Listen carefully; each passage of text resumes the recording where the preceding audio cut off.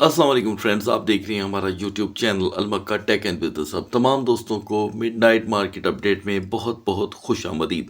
तो दोस्तों, CPI report को मार्केट में आए हुए 30 घंटे यहाँ पर मुकम्मल हो चुके हैं और मार्केट 1 लाख में जस्ट एक टाइम एंटर हुई, और वो भी तकरीबन अब से 1 घंटा पहले। यानी कि बीटीसी अपनी जो स्ट्रेंथ है, यानी कि जिसे हम पावर शो कहते हैं, वो दिखाने में नाकाम रहा। और बार बार हमने मार्केट में वॉलेटिलिटी देखी, जिसका मेजर इम्पैक्ट डाउन साइड पे था। इसका मतलब ये है कि मार्केट में बायर्स ने अच्छी एंट्री ले करके फ़ौरन एग्जिट करने वाली बात की। कहाँ पर दोस्तों मज़ीद बाइंग हो रही है और कहाँ पर दुनिया एग्जिट कर रही है, ये मैं आपको आज की वीडियो में बताऊंगा, क्योंकि कल है फ्राइडे का अहम दिन, यानी कि जनवरी 2025 का एक और डाटा।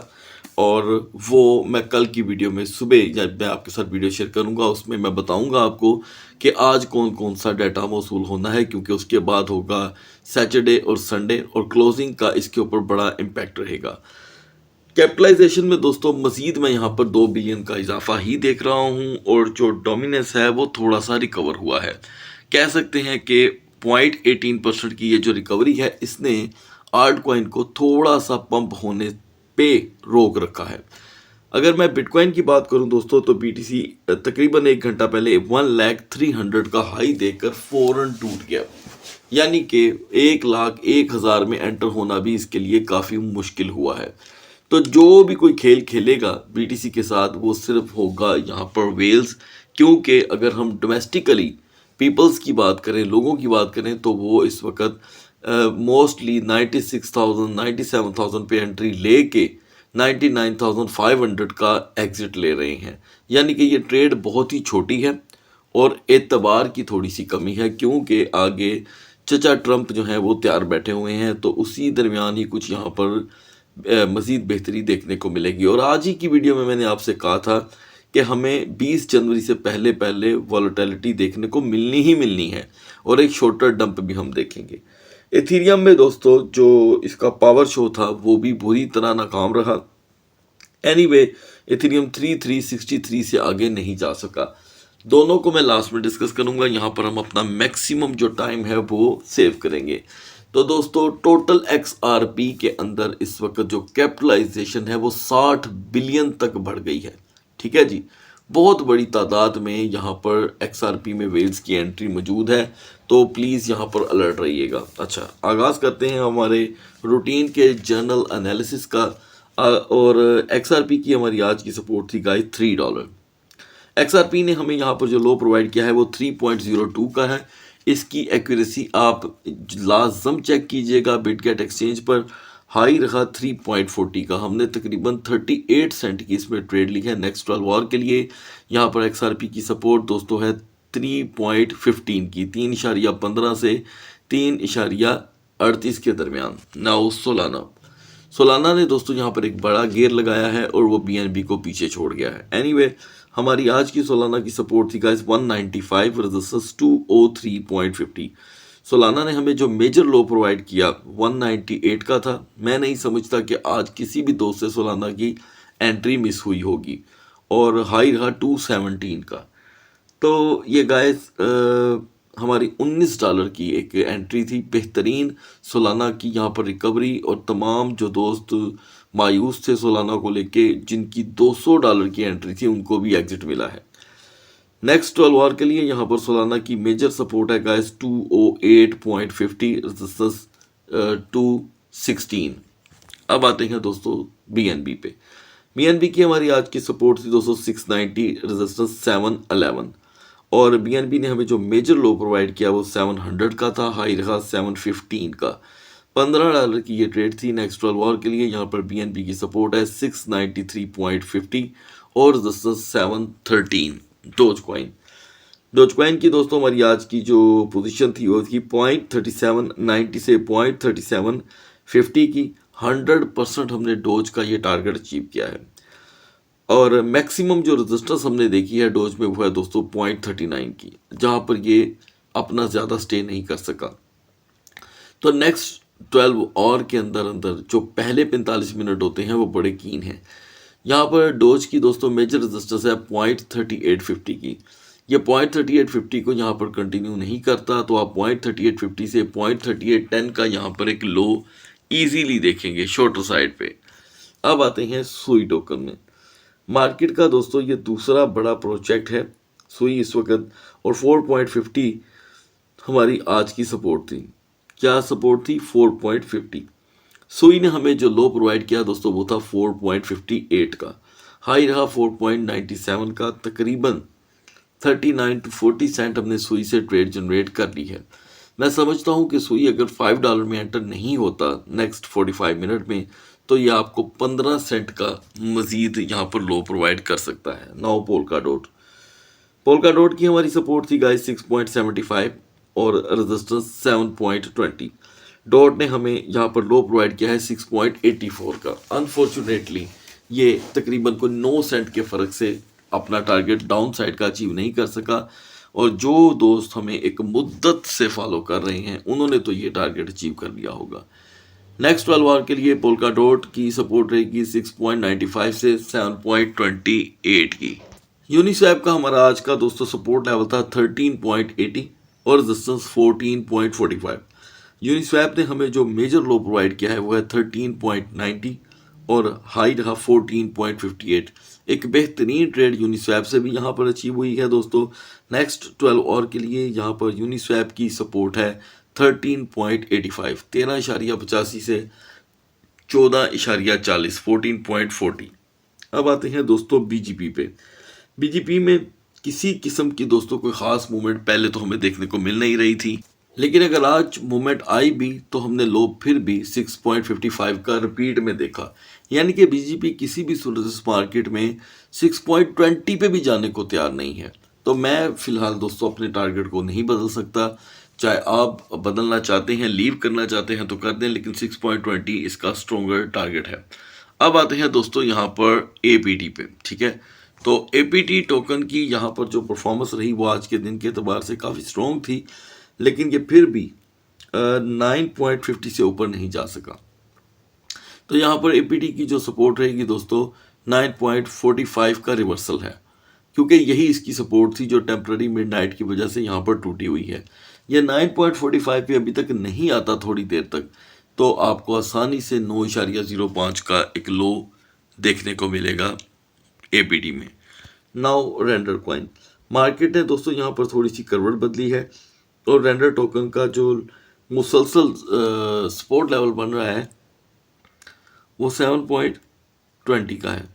तो हम भी अपने लेवल को यहाँ पर 100% चेंज कर लेंगे। हम 7.25 को इसकी सपोर्ट कंसीडर करेंगे और रेजिस्टेंस होगी 7.65 की। ये एक स्ट्रॉन्ग फैसला है दोस्तों। मार्केट के बदलते हुए हालात के साथ हमें इसकी पल पल सपोर्ट बदलनी पड़ती है। अब आते हैं दोस्तों आर्बिट्रम पे और ईना पे। पहले मैं आर्बिट्रम शेयर करूंगा। आर्बिट्रम में हमारी आज की एंट्री थी दोस्तों 0.7600 और एग्जिट था 0.7680 का। प्लीज़ आपने इसकी एक्यूरेसी ज़रूर फॉलो करनी है। आर्बिट्रम ने हमें लो प्रोवाइड किया 0.7470 का, ठीक है, और हाई रहा 0.7780 का, यानी कि हमारी लिक्विडेशन का कोई सवाल ही नहीं पैदा होता। तो इस टोकन की, आर्बिट्रम की और ईना की पोजीशन जो रिपीट में हम यूज़ करेंगे वो बाय डिफाई एक्सचेंज के ऊपर होगी, ठीक है। नेक्स्ट 12 आवर के लिए मैं देख रहा हूँ कि अगर हम 0.7690 पे वापस नहीं आते तो आर्बिट्रम आपको 0.7690 से ही 0.7610 का यहाँ पर एक शॉर्ट लेवल प्रोवाइड कर देगा। और अगर हम यहाँ पर स्टॉप लॉस इसका सिलेक्ट करेंगे तो वो है दोस्तों 0.81, जो इसके लिए भी अचीव करना बड़ा मुश्किल हुआ है। तो इसीलिए हम अपने स्टॉप लॉस को इंतहाई मजबूत रखेंगे 10x की लेवरेज के साथ। अब आते हैं ईना पे। दोस्तों ईना की हमारी आज की एंट्री जोन थी 0.8800 और एग्जिट था 0.8885 का। ईना ने यहाँ पर दोस्तों आउट क्लास ट्रेड प्रोवाइड की। लो रहा 0.8500 का, रेजिस्टेंस रही 0.9220 की। हमने 100% इसमें ट्रेड जनरेट की, लेकिन एक प्रॉब्लम बहुत ज़्यादा ईना में देखने को मिल रही है। नेक्स्ट 12 आवर में आप थोड़ी सी एहतियात कीजिएगा, तो बेटर डिसीजन ये होगा कि हम ईना को बिटगेट पे यूटिलाइज करें। तो यहाँ पर अगर हम 0.9050 को ब्रेक कर गए नेक्स्ट 45 मिनट में, तो फिर इना मॉर्निंग तक डाउन साइड पे ही रहेगा, यानी कि पॉइंट 9050 से ये आपको पॉइंट 8950 तक का वक्ती लो प्रोवाइड करेगा और रिवर्सल होने की पूरी पोटेंशियल होगी। अब आते हैं टिया पे। आज का दोस्तों हमारा टारगेट था टिया में, जब टिया सुबह ट्रेड हो रहा था 5.05 पे, कि ये जब भी $5 की सपोर्ट ब्रेक करेगा हमें 20 सेंट का लो देगा। टिया ने हमें दोस्तों यहाँ पर 4.86 का लो दिया। ये लो कुल मिलाकर 16 सेंट का था। मॉर्निंग के लिए भी हमारा सेम टारगेट रहेगा। टिया के लिए $5 को कंटिन्यू करना बड़ा ज़रूरी है। ये कंटिन्यू कर लेता है तो 20 सेंट का पंप होगा और ये सारा कुछ फाइनल हो जाएगा अगले 45 मिनट में। 45 मिनट में आपके लिए जो सूरत हाल है वो बेहतर रहेगी। अब आते हैं दोस्तों मूव कॉइन पे। इस मार्केट के अंदर मूव की वर्किंग इतनी ज़बरदस्त है कि हम इसे इग्नोर नहीं कर सकते। जो मैंने लो देखा दोस्तों आज मूव का, वो था 0.7645 का और ये अभी रिकवरी जोन पे खड़ा है।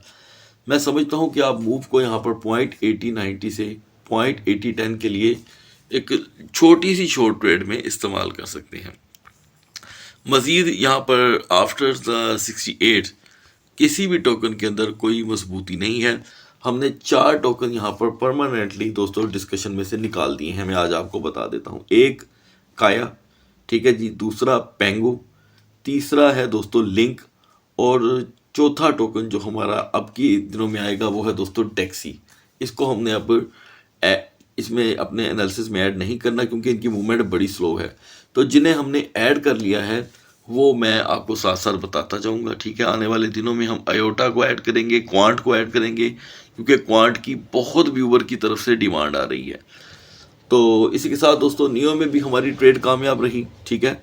और आपने कमेंट सेक्शन में ज़रूर लिखना है। अब मैं आपको बाकी की पोजीशन बीटीसी और इथेरियम की फराहम करूंगा। तो दोस्तों बीटीसी जब हमने सुबह आपके साथ डिस्कस किया तो हम 99,020 पे थे और सेकंड ट्रेडिंग सेशन जब स्टार्ट हुआ तो मार्केट ने हमें एकदम लो प्रोवाइड किया। मैंने आपसे पहले ही डिस्कस कर दिया था कि जब भी 99,000 का लेवल टूटेगा हम 98,300 का लो देखेंगे। ये मेरा आइडिया था 98,300 तक का। लेकिन मार्केट ने जैसे ही 99,000 को ब्रेक किया इसने हमें लो प्रोवाइड किया 97,340 का और हमारा जो लो का टारगेट था वो कामयाब हुआ। और अगर हम हाई देखें तो 1,03,000 का था। आप देख रहे हैं कि जो फुल डे कैंडल है वो यहाँ पर बेरिश एंगल्फिंग है और लुक लाइक हैमर हेड है। अब यहाँ पर जो हैंगिंग मैन कैंडल थी बुलिश की वो भी मार्केट को किसी तरह भी इस मुश्किल से नहीं बचा सकी। तो यहाँ पर अभी आपको एक बुलिश इन्वर्टेड कैंडल दिखाई दे रही है। तो मैंने एक चीज़ देखी है कि ये सीपीआई रिपोर्ट मार्केट के लिए बेनिफिशियरी तो बन गई, ठीक है, लेकिन दे कुछ नहीं सकी। आर्ट कॉइन की शक्ल में भी कुछ नहीं दे सकी। लेकिन अगर आप स्मार्ट ट्रेडर हैं तो ट्रेड निकल रही है यहाँ पर। एनीवे ये जो बुलिश इन्वर्टेड है दोस्तों ये बीटीसी को अभी फिलहाल तो बज़ाहिर एक स्ट्रॉन्ग लेवल पे लेके खड़ी है। हम इसी लेवल से दिन का आगाज़ कर लेते हैं तो मार्केट में 1,01,500 तक का पंप लगाने की स्ट्रेंथ है। लेकिन अगर हम 99,000 तक चले गए तो एक नए लो की तैयारी कर लीजिएगा 800 टू 1200 तक की।